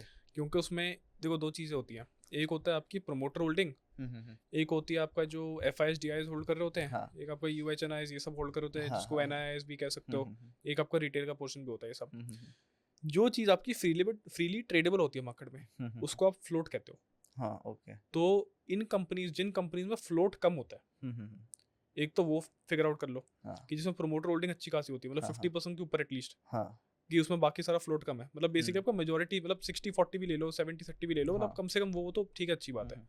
और इसके साथ अगर प्रोमोटर होल्डिंग भी 70% के आसपास और रिटेल होल्डिंग प्लस बाकी सब जगह भी होल्ड करने के बाद भी आपका 30% 20% है, प्लस इसके साथ कंपनी की मार्केट कैप उतनी ज़्यादा नहीं है। मतलब है कि फॉर एग्जांपल किसी ने अगर 1-2 करोड़ की बैंक की, ज़रा सा प्राइस 1-2 रुपये भी 1 रुपये भी हिल जाता है, वहाँ पे वो चीज़ भी होती है। एक तो होता है कि भैया वहाँ से फिल्टर करके ये लग जाता है, एक टाइप का ये स्टॉक्स होते हैं। कई बार आपको ऐसे ही मिलेंगे कि आपकी प्रोमोटर होल्डिंग 75% 80% भी होती है कई स्टॉक्स में, राइट। तो वो वाले स्टॉक्स भी अच्छे होते हैं, क्योंकि उसके अंदर फिर अगर म्यूचुअल फंड जैसा पिकअप भी करते हो, इतनी जल्दी बेचते नहीं है, उनकी सारी की सारी बल्ड डील्स में जाती हैं। जो रिटेल पोर्शन होता है वहाँ पे फिर ज़्यादा करते हैं। वारी फॉर एग्जांपल रिसेंट एग्जांपल है, हाँ, वहाँ पे आपके number of share holders retail कम थे, परसेंटेज शेयर प्रोमोटर्स की फिर भी उतनी है। आपका म्यूचुअल फंड्स का आई थिंक 1% ऐड हुआ था ओवर द पास्ट 2-3 ईयर्स। बाकी सारा रिटेल का जितना था, रिटेल का है ही उतना, बट हाँ। प्राइस ड्राइव कौन कर रहा है? रिटेल। क्योंकि number of retail share holders आपका 8,000 10,000 20,000 करते करते फिर सीधा 50,000 गए, फिर लाख गए, हाँ। फिर सीधा 2 लाख गए, 2 लाख के हाँ। ऊपर है हाँ। उसमें, उस शेयर में, वारी के अंदर। IPO वाला नहीं, उससे पहले जो लिस्ट हाँ, था पॉलिसी, तो उसके अंदर इतने सारे बढ़ गए। तो अब ये भी देख सकते हो कि इस टाइप के शेयर्स होते हैं जो करते हैं, जिसमें ये पैटर्न मिलता है आपको, एक ये पैटर्न होता है। दूसरा आपका जो टाइप ऑफ शेयर ऐसे करते हैं जो आपका बिल्कुल न्यूज़ और रिटेल का फेवरेट स्टॉक होता है, वो जाते हैं। रेडिट खोलोगे, रेडिट में US का था वॉल स्ट्रीट बेट्स, उसकी इंडियन कॉपी बनी इंडियन स्ट्रीट बेट्स, ठीक है। वहाँ पे लोग चढ़ाए थे गेम स्टॉक को। यहाँ पे आप खोलोगे, जो सबसे ज़्यादा स्टॉक दिखता है ना सामने, लोग सबसे ज़्यादा पैसा उसी में लगा रहे उसी में लगाते हैं, क्योंकि कई लोग ऐसे भी आते हैं मार्केट में जिनको पता कुछ नहीं होता है, हाँ। बट वो स्टॉक देखते कौन सा है जो हीट ऑफ द मोमेंट वाला स्टॉक चल रहा होता है ना, किसका उसमें नाम जाके पैसे ज़्यादा लगा चल देते रहा हैं। हाँ, उसमें लगा देते हैं। रेडिट में भी जाओगे ना, देखोगे कि लोगों के स्क्रीनशॉट आते हैं, कोई RVNL में बैठा होता है, कोई आपका टाटा में बैठा होता है, कोई इसमें बैठा होता है, कोई उसमें बैठा होता है। रोज देखोगे एक बंदा डाल रहा होता है, when will Tata Motors come up. अब 900 पे बैठा, आपको दिख रहा है यार कि आपको वेज वाला है, उसको रीटेस्ट करने नीचे आ रहा है, 900 भी टूट गया, तो मतलब आपको पता है कि 750 तक के टारगेट आते हैं। हमने तो शॉर्ट किया था, बट अब तो मैं कह सकता हूँ कि यार वो ये कि बैठे हो आप 1000 पे बाय कर रहे हो, 990 पे बाय कर रहे हो, 980 पे बाय कर रहे हो कि ऊपर आएगा, आपको पता ही है कि जब दिख रहा है कि यहाँ तक आना ही है तो आएगा। बट वो ये कि आपको ये पता है कि रिटेल के फेवरेट स्टॉक्स होते हैं, कि अगर आपका स्टॉक ज़्यादा फेमस हो जाता है तो आपको बहुत सारे लोग उसके अंदर घुस ही जाते हैं। हाँ। तो वो वाले स्टॉक्स भी ऐसे परफॉर्म करते हैं, क्योंकि लोगों को दिखता है कि ये स्टॉक पहले भी इतना परफॉर्म कर चुके हैं, तो नए लोग भी जब आते हैं तो बोलते हैं कि ये स्टॉक चलते रहेगा। उनको ये लगता है कि भैया रुकना ही नहीं है, स्टेप अप चलते ही रहेगा इसको। वो चीज़ नहीं होती, एक टाइम पे जाकर रुकेगा। आपका रेलवे रुक गया भी, हाँ। ठीक है, आपके सारे के ऑटो के अंदर थोड़ा सा आ आती है गया। प्रेशर, ऑटो का प्रेशर पता ही तो होना है, बिकॉज आपको हाँ, हुंडई था, हाँ, आपकी वो सब्सक्रिप्शन करने के लिए पूरी इधर से पैसा आपको ऑटो हाँ, सेक्टर से हाँ। ऑटो के अंदर जाएगा ही जाएगा। सेक्टर के अंदर ही मूव आएगा, बाहर से ना आए बट अंदर से तो मूव होएगा ही। तो आपको पता था कि ऑटो के अंदर भी थोड़ी सी करेक्शन आपकी आनी है। मेजोरिटी जो स्टॉक्स पिकअप हो उसमें थोड़ी ज़्यादा आनी है। तो ये सब चीज़ें भी आपको पता थी कि यार ये मतलब आपको दिख रहा है कि अगर ये आईपीओ आ रहा है इतना बड़ा है इस सेक्टर के अंदर, तो ये सेक्टर थोड़ा सा तो करेक्ट आपका करेगा ही। हाँ, जो आपका बिल्कुल दिख रहा है कि रीटेस्ट की तरफ आने वाला है उसको तो शॉर्ट ही करोगे ना, उसको हाँ, क्यों उठा के कर रहे हो? तो सही बेसिकली बात। ये दो तरीके बड़े मस्त है। हाँ, और ये एंटरटेनमेंट ज़्यादा है। हाँ, अगर आप देखो भी खाली बैठ के, ये रेडिट पे भी हाँ, देखोगे, बढ़िया एंटरटेनमेंट है। तो ध्रुव भाई मैं आपसे पूछना चाहूंगा, जैसे हम सबको पता है, सेबी ने रिपोर्ट भी निकाली है कि 90 से 95% लोग लॉस ही करते हैं स्टॉक मार्केट में। वो ट्रेडिंग ही करते हैं और लॉस ही करते हैं। हम्म। तो इसका सबसे बड़ा रीजन क्या है, और अगर हमें प्रॉफिटेबल होना है तो हमको क्या अप्रोच रखनी चाहिए? और ये मैं बहुत ही ज्यादा एवरेज लोगों के लिए बोल रहा हूँ जो कि 15, 20, 25 हजार लेके आ जाते हैं। उसमें तो देखो, रियलिटी बताऊं तो बेस्ट है हाँ, कि वो उसके साथ तो ट्रेड मत ही करो। हाँ, 15-20-25 हज़ार का मतलब है कि आप डुबाना ही है वो। बट लोग तो आएंगे ही। अब वो वही बात है ना, फिर आप वेल ट्रांसफर कर रहे हो, एंड हाँ, of the day zero sum game है ना। हाँ, ये वैसी बात हो गई कि casino the house always wins, ये वाली बात हो गई है। हाँ, तो अगर आप यहाँ पे कोई हारेगा कोई जीतेगा, हाँ, हाँ, दो चीज़ें कमा के जाती हैं। हाँ, हाँ, एक आपका ब्रोकर कमा के जाता है, हाँ, एक आपका जो टैक्स कटता है जो कमाता है उस पर जाता है, हाँ, ठीक है। तो हाउस ऑलवेज विंस वाली चीज़ तो हो गई है। हाँ, हाँ, तो एंड ऑफ द डे ऐसा भी नहीं कि 100 रुपये इधर से 100 रुपये उधर जा रहे हैं, हाँ, वो कट के ही जा रहे हैं, हाँ, ठीक है। बट एक चीज़ होती है कि यार 20-25-30 हज़ार रुपये वाला काम मत ही करो, बेस्ट हाँ, होता है। मिनिमम अगर होता है ना कि मिनिमम एटलीस्ट अगर एफएनओ में जा रहे होते हैं लोग, तो एटलीस्ट 1 लाख होता है। हाँ, क्योंकि फिर आप एटलीस्ट वहाँ पे एक लॉट स्ट्रैंगल, दो लॉट स्ट्रैंगल, कुछ कुछ वो तो कर पा रहे हो 1.5 लाख के आसपास तक। क्योंकि अगर आपको पता है कि मार्केट नॉन डायरेक्शनल है, आप बेसिकली डायरेक्शनल क्यों कर रहे हो? हाँ, आपको पता है कि आपको 20-25, अगर फॉर एग्जाम्पल 50,000 रुपये भी हैं, आप 50,000 के 50,000 पूरे थोड़ी ना हीरो जीरो या पूरा पूरा का पूरा ऑप्शन बाइंग में लगा दोगे। हाँ, आप बेसिकली अपनी कैपिटल ऐसे करते हो कि आप उसका बेसिकली इन्वेस्टमेंट ही 2-3-4-5% रिस्क करते हो, उसके अंदर से भी आपका स्टॉप लॉस और कम होता है, हाँ, कि आपको डेंट ही नहीं पड़ता। हाँ, तो अगर आप ये कर भी रहे हो, आप फॉर एग्जांपल लाख रुपए से भी कर रहे हो, कोई बंदा ऑप्शन बाइंग कर रहा है लाख रुपए से भी, हाँ, उसको ये पता होना चाहिए कि मेरे को पर ट्रेड 15-20% से ऊपर मैं यूज़ नहीं करूंगा। हाँ, तो मतलब 15-20 हज़ार रुपए 2-3 हाँ, लॉट ही करूंगा। हाँ, उसके अंदर से भी कभी रिस्क मेरे को करनी है, तो मेरे को सिर्फ 20-30% से ऊपर नहीं लेनी उसके अंदर भी। इसका ये मतलब हो गया कि आप 2-3 हज़ार रुपये से ऊपर रिस्क नहीं लोगे। लाख रुपए के अंदर आप 2 हज़ार की रिस्क ले लो, 2% की रिस्क ले लो टोटल कैपिटल पे। उस तरीके से अप्रोच से चलते हैं। ऐसा नहीं होता कि पूरा का पूरा लेके बैठे होते हैं, बिकॉज आप जैसे आईएसबी और ये सब इंडियन स्ट्रीट बेट्स और ये सब खोल के देखोगे रेडिट पे, वहाँ पे लोग ऐसे भी होते हैं कि आप 300 रुपये का ऑप्शन लेके बैठे होते हैं, बाय करके 10 रुपये का होता है, बोलते हैं when will it go up. Knowledge ही नहीं है लोगों को। मतलब ये इतनी बड़ी शॉर्टफॉल है कि यार आप आ जाते हो ट्रेड करने, आप असली पैसे लगा देते हो, बट आपको पता ही नहीं है कि ऑप्शन चलता कैसे है। ऑप्शन के साथ वो दिक्कत है, जब तक ऑप्शन आते नहीं है तब तक ऑप्शन मत जाओ। एक ये होता है। दूसरा होता है कि इक्विटी के अंदर रहो स्टार्टिंग में पूरा का पूरा, क्योंकि इक्विटी ऐसी चीज़ है कि पैसा कम बनेगा बट बन जाएगा। स्टार्टिंग में थोड़ा बहुत हो सकता है प्लस माइनस आप देखो, बट लॉन्ग टर्म तो प्लस ही देखोगे ना। अगर आप ढंग के स्टॉक्स में डालोगे, कई ऐसे टेढ़े मेढ़े स्टॉक्स में डालोगे तो वो तो हो सकता है कि भाई 10 साल बाद भी फ्लैट ही रहे। आप हिस्टोरिकल भी जाके 10-10 साल 20-20 साल के स्टॉक्स देख सकते हो, तो वो तो आपका हो सकता है फ्लैट ही रहे। तो अच्छे स्टॉक्स में डालोगे, इक्विटी से शुरू करोगे, वहाँ तो पैसे कमाओगे कमाओगे। तो छोटी कैपिटल के अंदर इक्विटी भी डाल दो तो भी आराम से बैठोगे, कोई दिक्कत नहीं है, स्ट्रेस फ्री। ऑप्शंस करोगे मल्टीप्लाई इंटू 2 इंटू 3 रोज कैपिटल करनी है, तो वो तो फिर आपका मुश्किल ही होता है ना। वो आप एक अनरियलिस्टिक डिमांड की तरफ चले जाते हो जो आपको बेसिकली होता ही नहीं है, और उसमें आपकी रिस्क इतनी बढ़ जाती है कि आपका 100% ही लॉस हो जाता है। तो वो नहीं करना, मतलब थोड़ी चीज़ें हो बेसिक। तो जैसे मान लो आप कह रहे हो कि 20-25 हज़ार जिसके पास है, जो कि बहुत सारे लोग इतने से ही ट्रेड करते हैं, तो उनको वो इक्विटी में ही इन्वेस्ट करके अपनी एक अपना फंड बनाना चाहिए। लॉजिकली आप वही करो ना, बिकॉज अगर आपके 20-25 हज़ार रुपये भी हैं, हाँ, आप उसको ऐसी चीज़ में क्यों डाल रहे हो जिसमें आपका 100% लॉस गारंटीड है। हाँ, आप उसको इक्विटी डालो, स्टॉक्स उठाओ, लॉन्ग टर्म छोड़ दो। हाँ, वो करते करते हो सकता है भाई आपका 30-40-50 हज़ार कुछ तो जाए ना। हाँ, हाँ, उसको आप बिल्कुल जीरो करने की रिस्क पे क्यों बैठे हो? हाँ, अगर आप उस तरीके से बैठो तो फिर आपके ऊपर ही है ना। हाँ, बट उसका हम कुछ कर नहीं सकते, बिकॉज आप बोल भी दोगे बट लोग फिर भी करेंगे। हाँ, तो स्टार्ट्स तो आपके ऐसे ही रहने। हाँ, जो आपका कर जाता है कि भैया एल्गो चल रहे होते हैं जो, और प्रॉब्लम ये होती है कि जो प्रॉफिटेबल भी होता है ना, वो भी लॉस खाता है। हाँ, लेकिन वो डिफरेंस यहीं पे आता है कि वो कितना लॉस लेके जाता है। आपकी जो भी सारे के सारे प्रॉफिटेबल सिस्टम्स होते हैं ना, उसमें सारी स्ट्रैटेजी नहीं चलती। अगर आप सारी 20-25 स्ट्रैटेजी भी चला रहे हो रोज के रोज, उसमें हाँ। सारी स्ट्रैटेजी नहीं चलेंगी। हाँ। और ओवरऑल पूरे के पूरे जो एल्गो का पोर्टफोलियो भी चलेगा, उसके अंदर भी फॉर एग्जांपल क्या होने वाला है कि आपका रोज प्रॉफिट नहीं निकलेगा, बट अगर आप लॉस वाले दिन कितना लॉस लेके जा रहे हो वहां पे आप बचोगे। क्या प्रॉफिट वाले दिन आप रुक नहीं रहे, ट्रेल कर रहे हो नीचे से, लॉस वाले दिन हिट हो गया मैक्स लॉस, तो आप दिन बंद है खत्म, वहां पे होता है। आप ये नहीं करोगे कि भाई मेरा ½ % का दिन का लॉस है, आप ½% के बाद आपका नहीं थोड़ा सा और कर लेते हैं, मार्केट तो चलेगी 1% कर लेते हैं, 1% नहीं हो भाई चलेगा ही चलेगा, 1.5% पे ले जाते हैं। वो डिसिप्लिन जैसे ही तोड़ा ना, डिसिप्लिन की बात स्टार्टिंग में की थी, डिसिप्लिन जैसे ही टूटा, वहां पे फिर आपकी प्रॉफिटेबिलिटी से आप उस 7% से 93% में आ जाते हो। डिफरेंस सिर्फ इतना ही है कि रूल्स एंड रूल्स फॉलो करने होते हैं, और जो सिस्टम चल रहा होता है सिर्फ उसी पे स्टिक करना होता है। जब उसकी एक्यूरेसी कम होती है उसको थोड़ा सा फिर इंप्लीमेंट कर सकते हो, जब उसकी उस वाले की कम होगी वापस जाके ट्राई करो पुराने वाले सिस्टम पे। तो आपको बस जरा सा ट्वीक्स ही करने होते हैं मेजॉरिटी, एक पॉइंट के बाद जाके, बट आपके पास सिस्टम ही काम कर रहा होता है मेजॉरिटी। तो मैं आपसे ये भी पूछना चाहूंगा कि इन्वेस्टिंग के लिए हर कोई बोलता है, बट ऑप्शन ट्रेडिंग में सब लॉस ही करते हैं। क्या ऑप्शन ट्रेडिंग से भी पैसे बन सकते हैं? बनते हैं, क्यों नहीं बनते। ओके। स्टार्टिंग में लॉस होता है, हाँ। बट कंसिस्टेंटली ढंग से करो, ऑप्शन सेलिंग करोगे, रियलिस्टिक एक्सपेक्टेशंस रखोगे, महीने का 2-3-4% टारगेट करोगे, बनता है। ओके। स्केलेबल कैपिटल पे ऑप्शन सेलिंग ही चलती है, ऑप्शन बाइंग नहीं चलती एक पॉइंट के बाद। क्योंकि ऑप्शन बाइंग देखो हम भी जैसे करते हैं, स्टार्टिंग में ऑप्शन बाइंग के देखो मुश्किल होता है क्रैक करना, बिकॉज उसमें आपको बहुत सारी चीज होती है, डीके होता है, कभी उल्टी मूव चलेगी, कुछ हो गया। सेलिंग में आपका थोड़ा रिस्क फ्री जाता है, सेलिंग में आपकी एक्यूरेसी ज्यादा होती है। एक्यूरेसी की वाइज देखोगे तो ऑप्शन सेलिंग में आपकी एक्यूरेसी ज्यादा आती है बाइंग से। हाँ।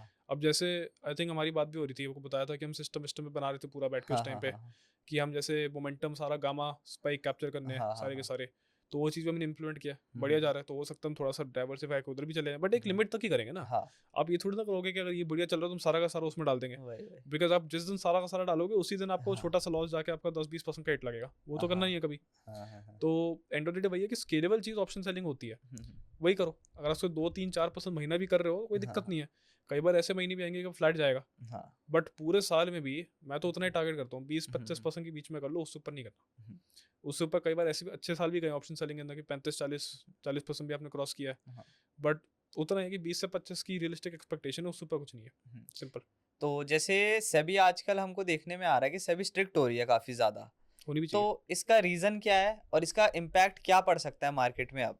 होनी भी चाहिए, मतलब ये लॉन्ग ओवरड्यू था। एक अच्छी चीज़ है कि यार इससे थोड़े लोग सिस्टम के अंदर आ रहे हैं, ठीक है। ऑब्वियसली सब तो नहीं आ रहे, जो आ पा रहा है, जो एलिजिबल है अप्लाई करके लाइसेंस लेने का, वही कर पा रहा है। बाकी जो नहीं कर पा रहा उसका हम तो कुछ नहीं कर सकते, बट एक चीज़ अच्छा है कि लोग सिस्टम के अंदर आ रहे हैं, नंबर 1 पॉइंट।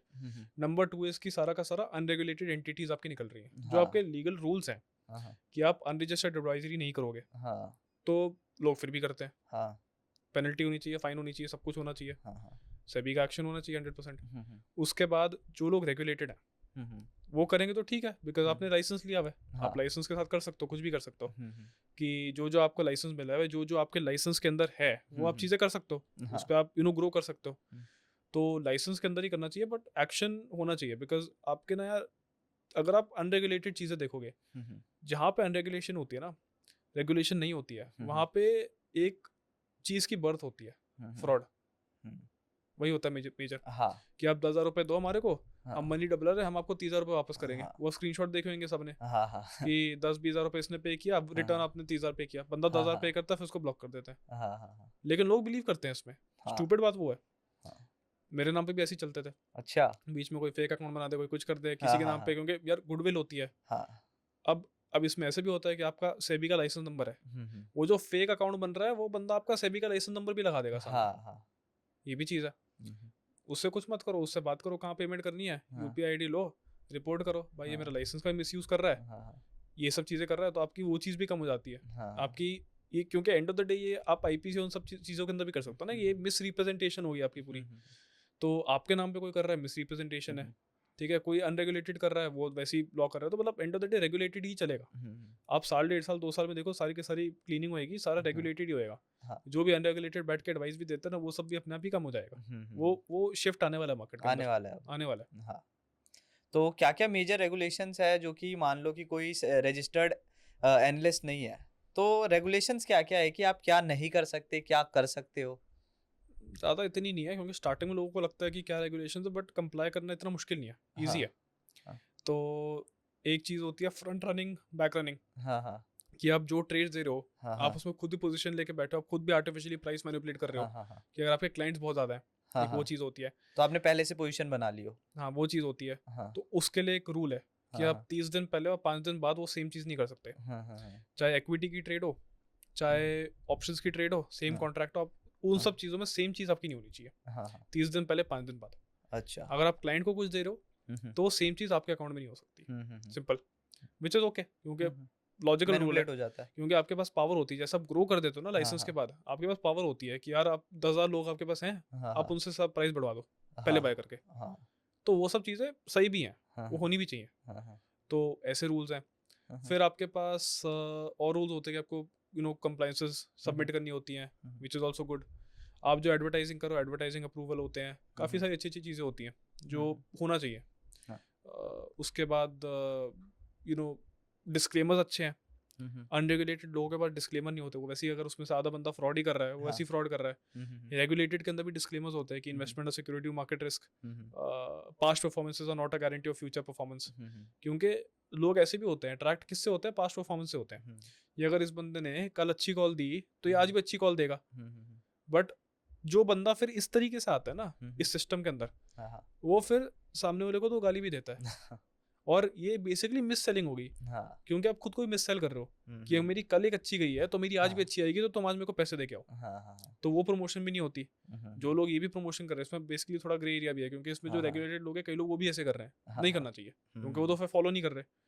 कई लोग ऐसे भी होते हैं कि रेगुलेशन और लाइसेंस लेने के बाद भी रेगुलेशंस पढ़ते नहीं है। ऐसे भी आपको बहुत एग्जांपल दिखा दूंगा, यहाँ पे नहीं, इसके बाद। तो ऐसे भी लोग होते हैं। हाँ, तो वही है कि रेगुलेशन में अगर आ रहे हो तो पहले रेगुलेशन तो पढ़ो। मतलब बहुत सारी छोटी छोटी चीज़ होती है जो लोग मिस कर देते हैं। हाँ क्लाइंट्स होते हैं, आपको KYC होना चाहिए सबका up to date. You should know कि आपका क्लाइंट कौन है। हाँ बहुत छोटी छोटी रेगुलेशंस होती है जो आपको बिल्कुल ध्यान रखना होता है, और बेसिकली अच्छा भी होता है, बिकॉज उससे आपका बिजनेस की ग्रोथ भी अच्छी होती है, प्लस आपको पता है कि आप एक्जैक्टली क्या कर रहे हो। केटर कल को कोई ग्रीवेंस हो, कुछ हो, तो आपको पता है आप एक्जैक्टली क्या चीज़ कर सकते हो। सेबी भी उसमें एक एक्टिव पार्टिसिपेंट है, तो अच्छी चीज़ है। रेगुलेशन होनी चाहिए, बट रेगुलेशन ईजी भी होनी चाहिए, प्लस मतलब लोग भी हैं कि उसको कंप्लाई करना चाहिए। हाँ। वो सारी चीज़ें हैं। सो जैसे बहुत सारे लोगों का आजकल आ रहा था, आजकल काफ़ी ज़्यादा ट्रेंड में चल रहा था कि बहुत सारे जो गवर्नमेंट एंटिटी है वो बहुत सारे लोगों की वीडियोस को रिस्ट्रिक्ट कर दे रही थी, मतलब कि ब्लॉक करवा दे रही थी। तो इसका रीज़न क्या है? आप वीडियो में इन्होंने ऐसा क्या किया होगा जो ब्लॉक हुई होगी? वो सेबी रजिस्टर्ड भी थे और वो नॉन सेबी रजिस्टर्ड भी थे। देखो, नॉन सेबी का तो सिंपल है, पता ही है हाँ कि यार वो कुछ भी करते हैं वो तो ब्लॉक होना ही है। अगर सेबी के अंदर भी हो, तो अगर आप परफॉर्मेंसेस के बेसिस पे कर रहे हो, एक हाँ क्या मेरी पास्ट परफॉर्मेंस ऐसी है तो तुम मेरे को आगे ज्वाइन करो, वो भी हाँ आपका हो सकता है। हाँ दूसरा हो सकता है कि अगर आप प्रॉपर डिस्क्लेमर्स नहीं दे रहे, हाँ ठीक है, वो भी हो सकता है। तीसरा हो सकता है कि आप फ्रंट रनिंग बैक रनिंग भी कर रहे हो, हाँ कि आप लाइव ट्रेडिंग करके दिखा रहे हो कि भाई ये वाली कॉल देखो मैंने अपने अकाउंट पे ले ली, तुम भी ले लो। हाँ वो भी लीगल हो गया ना, बिकॉज उसमें आपका ये वाला रूल लग गया। हाँ तो मेजर तो टॉप ऑफ माई हेड ये 3 चीज़ें तो होती हैं, बिकॉज सबसे ज़्यादा कंप्लाइंस के हिसाब से आपको रखना तो यही होता है कि इनका तो ध्यान रखना ही होता है कुछ भी करके। चौथा आप क्या सोच सकते हो, और चीज़ें तो बहुत होती हैं, कुछ भी हो सकता है। आप गलत इन्फॉर्मेशन भी दे रहे हो, हाँ वो भी हो सकता है। हाँ। Because and of the day ना, हर बंदा फिर इन्फ्लुएंसर बनना चाहता है। हाँ किसी को कुछ आता नहीं है तब भी आके बैठ जाएगा कैमरे के सामने, कुछ भी बोल देते हैं। मतलब उनसे बेसिक क्वेश्चन पूछो ना, उसके आंसर भी गलत होते हैं। आजकल ऐसे लोग इतने सारे बैठे हुए हैं। हाँ और बात ये होती है ना कि देखो, रेगुलेटेड और अनरेगुलेटेड के बीच में ना लोग अनरेगुलेटेड के पास ज़्यादा जाते हैं। हाँ क्योंकि देखोगे, रेगुलेटेड वर्सेस अनरेगुलेटेड में ना हाँ। अनरेगुलेटेड की फॉलोइंग हमेशा ज़्यादा होती है, हमेशा क्योंकि उनके पास एक फ्री हैंड होता है कुछ भी करे, कुछ भी करने का। हाँ समझ रहे हो। ओपनली। हाँ, तो होना ही चाहिए, डाउन हाँ तो होनी चाहिए। हाँ ऐसी बात नहीं है ना, क्योंकि वो ऐसी चीज़ें करते हैं जो लोगों को अट्रैक्ट करती है। हाँ हम ऐसी चीज़ें करते हैं जिसमें आपको प्रॉपर डिस्क्लेमर, प्रॉपर वो प्रॉपर चीज़ें हाँ। होती है। और मेन चीज आप इतना डिस्प्ले भी नहीं कर सकते सारी चीजें। डिस्प्ले तो अलग बात है, बट एक पॉइंट पे बात आके ना आपकी कॉन्शियस भी आती है अंदर कि यार सही काम ही करना है, हाँ गलत काम नहीं करना। हाँ क्योंकि एंड ऑफ द डे सामने वाले का पैसा भी लग रहा है, हाँ आप भी यहीं से उभर के आए हो। हाँ हाँ। अब उस टाइम पे आपके साथ कोई ऐसा करता तो आपको क्या लगता है आज की ये डेट में। सही बात है। तो अंदर से एक कॉन्शियस भी हिंट मारती है कि यार हाँ, आपको जो कर रहे हो ना, अपना हाँ। बेस्ट करना, सही करना है। हम्म। तो वही है, ये सब चीज़ें भी आती है थोड़ी। आप जैसे सेबी रजिस्टर्ड हो, आपको भी काफी टाइम हो गया, 2-3 साल तो हो ही गए आई गेस। मेरा साल प्लस हो गया। साल प्लस हो गया। तो आपको ऐसी कोई स्टोरी पता है कि किसी सेबी रजिस्टर्ड ने कुछ मिसयूज किया हो और वो काफी अच्छे स्केल पे मिसयूज किया हो उस चीज का? पेनल्टी लग जाती है। सेबी की कोई साइट पे ऐसी देखोगे सेबी की कहानी साइट बिना पे देख नाम लिए? वेबसाइट पे आप कंप्लाइंसेस नहीं करते पूरी, हम्म, पेनल्टी लगती है। 3-3 4-4 6-6 लाख 8-8 लाख लग जाती है कभी कभी। हम्म, डिपेंड करता है कि आपका स्केल कितना और आपका हम्म, जो गलत काम किया वो कितना बड़ा कितना बड़ा है? है। लाइसेंस लेने का ये मतलब थोड़ी ना होता है कि आपके पास लीगल लाइसेंस है कुछ भी करने का। हाँ आपके पास लीगल लाइसेंस है लॉ के अंदर ऑपरेट करने का। हाँ हाँ जो आपकी गाइडलाइंस लिखी है उसके हिसाब से आप ऑपरेट कर सकते हो। हाँ। तो वही मैं पूछ रहा था कि कुछ ऐसा हुआ है कभी कि किसी सेबी रजिस्टर? देखे तो बहुत केसेस हमने। हाँ कभी इस रिसर्च, कभी उसको बैन हो जाता है, हाँ कभी कोई लाइसेंस सस्पेंड हो जाता है, हाँ कभी कुछ होता है। हम्म, मतलब उसमें भी ऐसे ही आपको मिलता कि किसी ने केवाईसी अच्छे से नहीं किया, हाँ हाँ किसी ने रिकॉर्ड्स मेंटेनेंस नहीं की, किसी ने कुछ हाँ नहीं किया। मतलब चीज़ें आपको देखने को मिलती हैं काफ़ी सारी, बट वो सही है क्योंकि कंप्लाई तो करना चाहिए। ये बेसिकली आपको एक वो है कि बट ये सारे के सारे कम होंगे भी आगे हाँ जाते हुए, हाँ बिकॉज जैसे लोग इसके अंदर आ रहे हैं हम्म, और जैसे देख रहे हैं कि फाइन्स होती है, पेनल्टीज होती हैं, हम्म, सस्पेंशन होती हैं, लोग अपने आप ही फॉलो करेंगे सारा का सारा। हाँ तो उस चक्कर में आपको आगे जाके केसेस तो कम दिखेंगे काफ़ी ज़्यादा, बट 2-3 दिखे वो तो सभी की साइट पे भी जाके देख सकता है, कोई भी देख सकता है। तो वो सब चीज़ें तो हैं ही। इंडिया में क्रिप्टो लीगल है, फॉरेक्स इलीगल है, ऐसा क्यों, क्या रीजन है? हम्म ये इंटरेस्टिंग है ना? ये काफ़ी इंटरेस्टिंग क्वेश्चन है। क्रिप्टो लीगल है बट क्रिप्टो आपका वो टैक्सेस भी अट्रैक्ट करता है ना, क्योंकि देखो क्रिप्टो और फॉरेक्स की अगर रीच देखोगे तो क्रिप्टो की रीच ज़्यादा है। बहुत ज्यादा। उसको आपने तरीका ढूंढ लिया टैक्सेशन करने का। हाँ फॉरेक्स की रीच ज़्यादा हो जाएगी, क्या पता फॉरेक्स भी हो जाए। हाँ अब वो तो गवर्नमेंट के ऊपर है, अब वो तो हम देखेंगे क्या होता है। हाँ। तो हो सकता है, देखते हैं। तो यही है कि ये एक सोचने वाली बात है कि आपने क्रिप्टो को तो लीगल कर दिया बट फॉरेक्स के टाइम पे इतना ज्यादा रेगुलेशंस और बैंड ही है total. So and of the day वहाँ पे दूसरी एजेंसी भी इन्वॉल्व है ना, आपकी आरबीआई भी है, फॉरेक्स के लिए आरबीआई भी है, हाँ हाँ बिकॉज काफ़ी सारी मनी मार्केट इंस्ट्रूमेंट्स आपकी आरबीआई कंट्रोल करता है, हाँ वहाँ पे आपका वो भी आएगा। क्रिप्टो तो कोई कंट्रोल नहीं करता, क्रिप्टो के ऊपर आप मैक्स करोगे, टैक्स ही ले लोगे, टैक्स ही लगा क्योंकि आपके इंडिया एक्सचेंजेस भी हैं काफ़ी सारे, जो एक्सचेंजेस इंडिया में नहीं है फॉरेक्स वाले। तो इंडिया में ऐसे कोई फॉरेक्स का एक्सचेंज तो ऐसे कोई ऑपरेट करता नहीं है, ठीक है, बाहर करते हैं। इंडिया में लेकिन क्रिप्टो के एक्सचेंजेस ऑपरेट करते हैं, ठीक है, जेप पे भी है, ऐसे बहुत सारे छोटे छोटे हैं। तो उसको आप टैक्सेशन के अंदर ले आओगे तो ठीक है, क्योंकि यहाँ पे पहले ऑपरेट कर रहे हैं और वो पहले उसके ऊपर कोई रेगुलेशन तो है नहीं। और फॉरेक्स के अंदर आप यहाँ पे कोई ऑपरेट ही नहीं कर रहे हो, उसके ऊपर क्या ही करोगे, मैक्स टू मैक्स कोई बने उसके ऊपर फिर लोग आए उसमें, फिर आपके पास रेगुलेशन करने का पॉइंट होएगा ना, फिर आपको करना पड़ेगा कुछ ना कुछ। स्टॉक मार्केट में वापस से आते हैं। जैसे अभी हमने देखा कि इंडेक्स से अब बैंक निफ्टी की वीकली एक्सपायरी हट गई है, तो इसका रीजन क्या था और इसको हटाने के बाद क्या इफेक्ट आएगा इंडेक्स में? मुझे तो लगता है इंडेक्स ज़्यादा स्टेबल होएगा वापस। हाँ मतलब आई थिंक होना शुरू ही हो गया, बट यार जब आपकी मल्टीपल एक्सपायरीज होती है ना हफ्ते में, मतलब बेसिकली यार आप जब भी उठो, महीने में आप किसी दिन भी उठ जाओ, वीकेंड छोड़ के, रोज एक्सपायरी है, कुछ ना कुछ तो बेचो। वही हो गया ना। अब आप क्या हो गया कि आप ऐसा नहीं है कि आपका कुछ बैंक निफ्टी डेड हो गया, आप बेसिकली सिर्फ 2-2.5 साल पहले पहुंचे हो। 2-2.5 साल पहले जो आपकी मार्केट में स्टेबिलिटी होती थी, निफ्टी और बैंक निफ्टी होते थे, आपकी रैंडम स्पाइक्स नहीं आती थी, आपके गामा प्लस बीच बीच नहीं होते थे, वो थोड़े कम हो जाएंगे। तो उसका एक एडवांटेज है कि जो ऑप्शन सेलर्स हैं उनके लिए मार्केट थोड़ी सी बेटर हो जाएगी, बिकॉज आपकी जो वीकली की वॉल्यूम सब में स्प्लिट होती थी, वो आपकी सिर्फ 2 के अंदर आ जाएगी वापस, ठीक है, एक आपकी सेंसेक्स में आ जाएगी, एक आपका निफ्टी में आ जाएगा। बट ये चीज़ भी याद रखनी है कि इनकी वीकली बंद हुई, इनकी मंथली बंद नहीं हुई है। तो हफ्ते का जो महीने का जो लास्ट वीक होगा उसके अंदर आपकी ये सारी एक्सपायरीज होंगी, क्योंकि सारे के सारे एक्सपायर होंगे। तो जिसको करना है वो उसके लिए एक हफ्ता तो है वो वाला, बट आपकी बाकी हफ्ते स्टेबिलिटी ज़्यादा मिल जाएगी, विच इज़ गुड।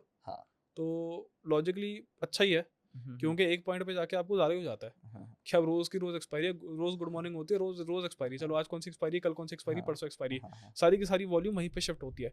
कोई अगर दूसरी एक्सपायरी में करता है, फॉर एग्जांपल कल है, उसको मैनेज करना पड़ता है, चलो इंडेक्स ही चेंज हो गया, यही हो गया, तो कॉम्प्लेक्स हो जाता है काफ़ी। वो एक तो वो सिंप्लीफिकेशन हुई है, दूसरा कि आपकी वॉल्यूम स्प्लिट होने की जगह वॉल्यूम क्यूमुलेट हो गया है, तो एक जगह पे वॉल्यूम अगर बढ़ रही है, वहाँ पे आपकी मूवमेंट और ये सब फालतू की स्पाइक्स लाने में आपको पैसे और ये सब चीज़ें ज़्यादा लगती हैं, तो स्टेबिलिटी ज़्यादा आएगी, गामा ब्लास्ट और ये सब भी थोड़े कम हो जाएंगे। उससे आपकी यार नॉर्मल जो कॉल्स होती है ऑप्शन बैंक के, आप देखते हो इंटू 2 इंटू 3, हो सकता है इंटू 7 ना हो, इंटू 5 हो जाए, इंटू 4 हो जाए, ठीक है, क्या दिक्कत है, कुछ तो चल ही रहा है। बट जैसे पहले हम देखते थे तो तब एक्सपायरीज में अच्छे अच्छे मूवमेंट मिल जाते थे पर डे, क्या वैसा ही सब कुछ हमको देखने को मिलेगा वापस? मूवमेंट तो मिल जाएगी, मूवमेंट की दिक्कत नहीं, मूवमेंट चाहे हाँ। आपको एक्सपायरी डे पे मिले नॉन एक्सपायरी डे पे मिले उससे फर्क नहीं पड़ता, मूवमेंट मिल जाएगी। कैपिटलाइज जो पहले भी करते थे कर लोगे, हाँ, पहले हाँ, भी जो पहले से ट्रेड कर रहा है, हाँ, हाँ, देखो जो नया ट्रेड करना है उसको तो मुसीबत होएगी, वो बोलेगा किस किस सिस्टम में आ गया कि भाई आज एक्सपायरी नहीं लेकिन आज मूवमेंट है, हाँ, हाँ, उसको तो वो नहीं मिलेगा कि 10 रुपए 20 रुपए का बाय करके इंटू 100 चला गया 200 चला गया, उसको तो वो नहीं दिखेगा। हम तो पहले से कर रहे हैं, हाँ, हमने तो देखा है कि भाई आज नॉन एक्सपायरी डे है फिर भी हम्म, मोमेंटम चल रहा है आपका, हाँ। 100 150 200 रुपए का ऑप्शन है और धीरे धीरे करके ठीक है इंटू 2 होता है इंटू 3 होता है, थोड़ा इंट्रिंसिक वैल्यू के हिसाब से ज़्यादा चलता है, हाँ, स्टेबल वाइज ज़्यादा चलता है। उसके अंदर ऑप्शन के अंदर स्टॉप लॉस जंप्स और हंट्स काफ़ी कम होते हैं, स्टॉप लॉसेस अगर सिस्टम में लगा तो एग्जीक्यूट होते हैं हाँ। जंप होने की जगह। हाँ। हम तो मतलब we are looking forward to it end of the day as option seller जो हम पहले से कर रहे हैं, हम तो मतलब हमको याद है कि वो वाला रिजीम जो था वो बहुत हाँ। अच्छा था, 2 एक्सपायरी हफ्ते वाला, वो चीज़ है। Welcome back. तो बट ऐसा आपको लगता नहीं कि पहले इन्होंने एक्सपायरीज पहले बढ़ा दिए, लॉट साइज कम कर दिया, वो किस लिए था, उसके बाद अब वापस बढ़ा दिया इन्होंने, जैसे पहले नॉर्मल था अब वापस वैसे नॉर्मल कर दिया, तो ये एक्सपेरिमेंट ही था, और ये एक्सपेरिमेंट था किस लिए? ये बेसिकली आप वो कह सकते हो ना कि एक्सपायरीज पहले बढ़ी हाँ, क्योंकि एक इंडेक्स आया, दूसरे का डेरिवेटिव, तीसरे का हाँ। डेरिवेटिव, वहां से उसका रेवेन्यू भी तो कंट्रीब्यूट हो रहा है ना, हाँ, हाँ, क्योंकि आप एक्सचेंज चार्जेस भी जा रहे हो तो एक्सचेंज को भी तो रेवेन्यू मिल रहा है ना। एंड ऑफ द डे लोग ज़्यादा ट्रेड कर रहे हैं, अगर आपके ऑप्शंस बूम कर रहे हो तो एक्सचेंजेस भी उसके अंदर आ रहे हैं। अगर रोकना तो आप पहले भी रोक सकते थे, कुछ भी कर हाँ। सकते थे, बट ठीक है अभी भी कर रहे हो तो ठीक है, स्टेबलाइज तो हो रहा है, but end of the day stabilize हो रहा है ना, हाँ। दैट इज इंपॉर्टेंट हो गया। और लॉट साइज पहले आपने कम कर दिया क्योंकि एक रूल होता था कि अगर आपका एक contract size lot size into वो करके मल्टीप्लाई होता था, एक वैल्यू होनी चाहिए सेटलमेंट, जब उससे बहुत दूर हो जाती थी उसका लॉट साइज छोटा कर देते थे वो, तो वो रूल के हिसाब से उन्होंने छोटा किया। बट अब जिस तरीके से आ रहा है कि कॉन्ट्रैक्ट वैल्यू बढ़ानी चाहिए सेबी का वो रिसर्च पेपर के हिसाब से, तो उसके हिसाब से बढ़ रहा है। तो पहला वाला जो पार्ट था लॉट साइज कम करने वाला, वो आप रूल के हिसाब से फॉलो कर रहे थे कि lot size into the current market price of the index should be equal to this number, इसके आसपास होना चाहिए। जब वो ज्यादा हो गया तो फिर आपको आधा ही करना पड़ा, क्योंकि बिल्कुल ज़्यादा हो गया, तो आप क्योंकि आपने रूल नहीं बदला, क्योंकि आपको लॉट साइज बदलना पड़ा। फिर अब जब ये आया तो फिर आप लॉट साइज बढ़ा दोगे, विच इज ठीक है, कोई दिक्कत नहीं है। एंड ऑफ द डे बस वही है कि आपको नंबर्स थोड़े से फिर से यूज टू होने पड़ते हैं। कभी आपका वो 30 का 15 हो जाता है, 20 का 25 75 कुछ भी है, हमने 75 से शुरू किया, 50 आया, 25 आया, वहाँ से 75 कुछ भी है, तो नंबर्स बार बार यूज टू होने पड़ते हैं, विच इज ठीक है, कोई दिक्कत नहीं है। क्योंकि एंड ऑफ द डे आप तो मैक्स ऑर्डर ही डालते हो ना सीधा, कि अब 4200 डालते थे एक टाइम पे, तो 4200 है, फिर बीच में आपका 900 हो गया फॉर एग्जांपल बैंक निफ्टी का, तो 900 डालते थे, अब फिर से अगर थोड़ा बहुत ऊपर नीचे हो गया ठीक है, कोई नहीं, वो कर देंगे। थैंक यू सो मच, आप हमारे पॉडकास्ट में। Thank you.